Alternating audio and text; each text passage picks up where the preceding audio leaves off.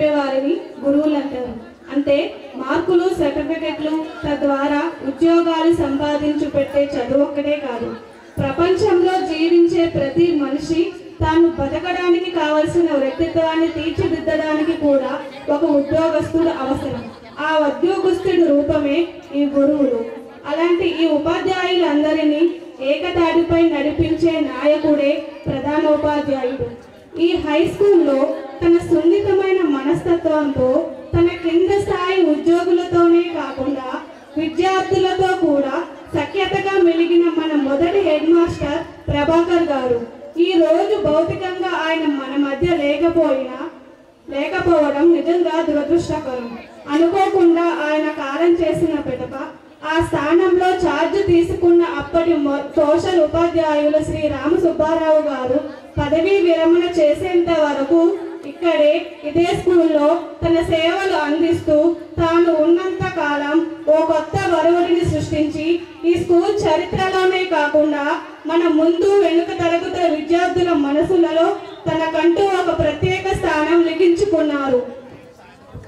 ఇద్దరు ముగ్గురు ఉపాధ్యాయులు మా భవిష్యత్తు ఏమైపోతుందన్న భయోందనలు మాలో మిన్నటిన వేళ టీచర్లు రోడ్డు తాలూకా బాధ్యతను, మా విద్యార్థుల భవిష్యత్తు తాలూకా భరోసాను ఆయన భుజాలపై వేసుకుని ముందుకు నడిపిన అప్పటి హెడ్ మాస్టర్ శ్రీ ఓరుగంటి సత్యనారాయణ గారి సేవలు ఎంత చెప్పుకున్నా తక్కువేనేమో. తెలుగు అంటే అమ్మ, అమ్మ ఒడికి అమ్మదనం, తెలుగు భాష గొప్పదనం రెండు వర్ణించలేనివి, వేటితోని సరిపోల్చలేనివి, దేశ భాషలందు తెలుగు లెస్స అంటూ సాక్షాత్తు శ్రీకృష్ణదేవరాయలే పొగిడిన గొప్ప భాష మన తెలుగు భాష. ఎంతో మంది సుప్రసిద్ధ కవులను, రచయితలను ప్రపంచానికి పరిచయం చేసింది భారతదేశంలో మూలన దాగిన ఈ తెలుగు భాష. తెలిసి తెలియని వయసులో ఈ మాతృభాష నేర్చుకునే క్రమంలో ఏ చిన్న తప్పు దొరికినా కుక్కిరేగదవా అంటూ శారాంబా గారికి గిట్లతో, పద్యభావం పద్యాలంకరణం పఠించడంలో మూర్తిసార్ తీసిన దీర్ఘాలతో, వచన భాగంలో ఆనందమోహన్ గారు వివరించిన కథకు తెప్పించిన నిద్రలతో ఈ తెలుగు నేర్చుకోకపోతే చచ్చిపోతానా అని అనిపించేది. కానీ ఆనాడు మాతృభాషపై ఇలాంటి గురువుల చనువు కనుక లేకుంటే ఈరోజు ఈ తెలుగు భాష నిజంగానే అంతరించిపోయేదేమో అనిపిస్తుంటుంది. తిట్టుకున్నా, విసుక్కున్నా, ఆఖరికి నిద్రపుచ్చినా అలాంటి గొప్ప భాషను అందుకోవడంలో విద్యార్థులుగా మేము అప్పుడు విఫలమైన మాకు ఆ మాతృభాషను నిరంతరం అందించడంలో మాత్రం మీ వంటి గురువులు ఎప్పటికీ సఫలమవుతూనే ఉన్నారు. एकता की भाषा का अर्थ है देश में एकता लाना, లాంగ్వేజ్ ఆఫ్ యూనిటీ అంటే దేశంలో ఐక్యతను తీసుకురావడం అని అర్థం. ఇంకా చెప్పాలంటే మన దేశంలో ఎక్కువ మంది మాట్లాడే మొదటి భాష, ప్రపంచంలో ఎక్కువగా ప్రాచుర్యం పొందిన భాషలలో రెండవ స్థానం ఈ హిందీ భాషకి. అందుకే అన్నారు మేరా భారత్ మహాన్ అని. ఇది మనం అందరం గర్వించదగ్గ విషయమే. అయినా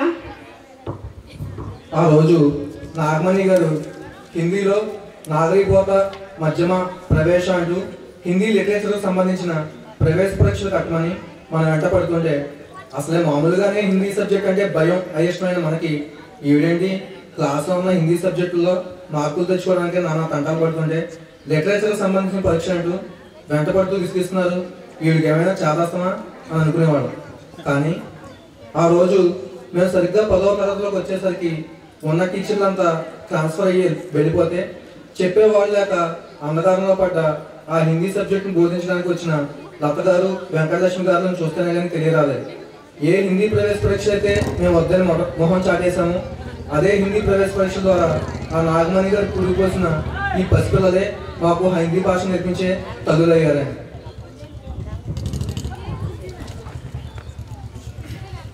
ఇందాక మనం చెప్పుకున్నట్టు ప్రపంచంలో ప్రాచుర్యం పొందిన భాషలలో రెండో స్థానం హిందీ అయితే ఆ మొదటి స్థానం ఈ ఆంగ్లానిది. It acts as universal medium of communication, enabling people of different linguistic backgrounds to connect and collaborate them.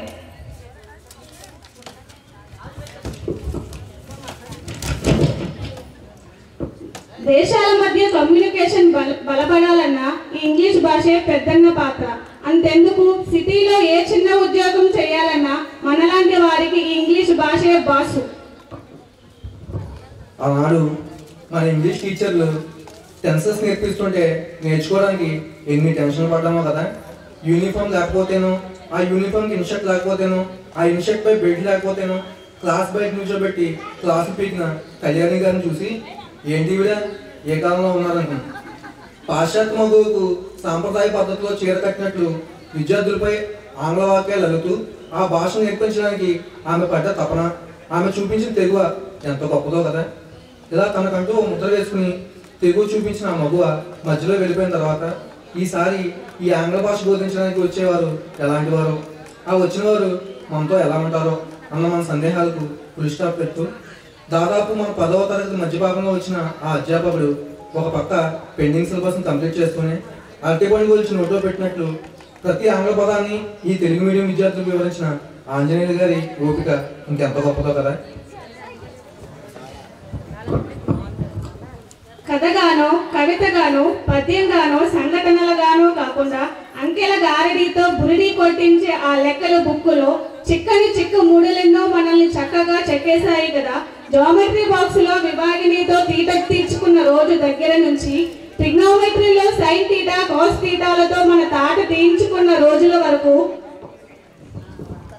పెద్ద లెక్కల మాస్టర్ బెత్తానికి భయపడి ఎక్కాలు బట్టి కొట్టి నేర్చుకున్నా, ప్రసాద్ మాస్టర్ గారి పిక్కపాసాలకు బెదిరిపోయి వ్యాపార యంత్రంలో సూత్రాలు గుర్తించుకున్నా, శ్రీకాంత్ మాస్టర్ సహనాన్ని పరీక్షిస్తూ అల్లరి చేస్తే వెనక్కి తిరిగి అసలు మీరు మనిషినేనా అంటూ మమ్మల్ని, వాళ్ళంటే ఎవరో ఆడపిల్లలు మీకేమైందమ్మా అంటూ ఈ అమ్మాయిని ఆయన విసుక్కుంటూ పెట్టిన చివాట్లతో మేమందరం సిగ్గుతో తలవంచుకున్నా. క్లాస్ బోర్డు మీద లెక్కలు చేయమన్న ప్రకాష్ మాస్టర్ గారి ఆదేశాలకు కంగారు పడినా, ఏందనుకున్నా ఏమనుకున్నా ఆ స్కూల్ ప్రయాణంలో 0తో మొదలైన మనం 35 అనే పరిధికి మాత్రమే పరిమితమైతే 100కు చేరవేసే క్రమంలో ఈ మాస్టర్లు చేసిన విశ్వ ప్రయత్నాలకు ముక్కు చెల్లించే అంకెను అనంతమైన ఈ సంఖ్యాశాస్త్రమైన సృష్టించగలదా. రోజుల్లో ఈ ఫిజిక్స్ అనేది మనకు ఒక సబ్జెక్ట్ మాత్రమే. న్యూటన్ సిద్ధాంతాలు కలవరపెట్టిన, ఐన్స్టీన్ ఈక్వేషన్స్ ఇబ్బంది పెట్టిన, గురుత్వాకర్షణ శక్తి గుబులు పుట్టించిన ఈ దైనందిన జీవితంలో మన ప్రతి చర్యలో ఈ ఫిజిక్స్ అనేది ఎంతో ముఖ్యమైనది. అంతెందుకు నేను మాట్లాడే మాటల్లో, నా కదలికల్లో, నా చూపుల్లో, నా ఆలోచనలో, ఈ అనంత విశ్వంలో అణువణువున ఫిజిక్సే. ఇలాంటి సబ్జెక్ట్ మనం బోధించిన సరితా మేడం గారి కంటి చూపులకు పరీక్షల్లో ఎన్నిసార్లు భయపడ్డా, పరీక్ష పేపర్ కఠినంగా దిద్దుతూ మార్కులు తక్కువ వేసినప్పుడు బాధపడి విద్యార్థులుగా ఆమెను ఎన్నిసార్లు మనం తిట్టుకున్నా, అదే విద్యార్థుల కోసం నిండు గర్భిణిగా ఉన్నప్పుడు కూడా విధి నిర్వహణలో విశ్రాంతి లేకుండా ఆమె అందించిన సేవలు ఎప్పటికైనా మరవగలమా. టెక్స్ట్ బుక్ చదవకపోయినా, 100కి 1 మార్కు తగ్గిన దగ్గరికి పిలిచి మరీ తిట్టే నరసింహరావు మాస్టర్ గారి సూచనలకు అప్పట్లో ఎన్నోసార్లు అసహనంగా విసుకున్నా, నేటి మన జీవితంలో ఎదురవుతున్న ప్రతి సమస్యకు క్షుణ్ణంగా పరిష్కారం వెతికేందుకు నాటి ఆయన సూచనలే నేడు సోపానంగా మారాయన్నది కాదనలేని వాస్తవమే కదా.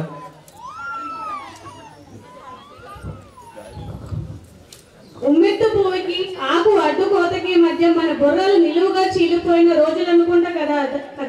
ఆ 7th class science text book లో సైంటిస్టుల పేర్లు గుర్తు పెట్టుకోవడానికి ఎంత నలిగిపోయామో కదా. నవ్వుతూనే కొట్టిన విజయభాస్కర్ సార్ సర్వే కథలు దెబ్బలకు చేతి వేలిమొనలు ఎన్నిసార్లు కందిపోయి లోపల ఏడ్చేసాము. అయినా ఆయనకి ఏం పని, ట్రాన్స్ఫర్ అయ్యి మరో స్కూల్కి వెళ్ళిపోయినా కూడా మన 10th క్లాస్లో సైన్స్ సబ్జెక్ట్ బోధించడానికి కొన్నాళ్ళు టీచర్ కొరత ఉంటే ఆదివారం రోజున కూడా ఇక్కడికి వచ్చి మనకు పాఠాలు చెప్పడానికి మీ విద్యార్థుల పట్ల మీకున్న ప్రేమకి ఏమిచ్చుకోగలను. సాధారణంగా టీచర్లకి అమ్మాయిలంటే సానుభూతి, మహిళా టీచర్లకి అది కాస్త ఎక్కువ ఉంటుంది. అదేంటో మరి మంగతాయిల గారికి అబ్బాయిల మీద సానుభూతి. ఎప్పుడు అమ్మాయిని చూసి నేర్చుకోవడానికి టీచర్కి మాత్రం ఉన్న ఆ రోజుల్లో వాళ్ళకి ఎక్కువ మార్కు వచ్చినా మమ్మల్ని పోయినా మీలాంటి టీచర్ దొరకడం మా విద్యార్థులు అందరూ అదృష్టం. క్షమించాలి, మా అబ్బాయిలు అందరూ అదృష్టంగా భావించాము అప్పట్లో. అలాగే సైన్స్ అంటే క్లాస్ రూమ్ పుస్తకాల్లో కాదు, క్లాస్ బయట కనిపించేది అంటూ ముందుగా ముందుకు తీసుకెళ్ళిన రామ్మోహన్ సార్ మొగ్గు పట్టదా ఇంకా గుర్తుందా?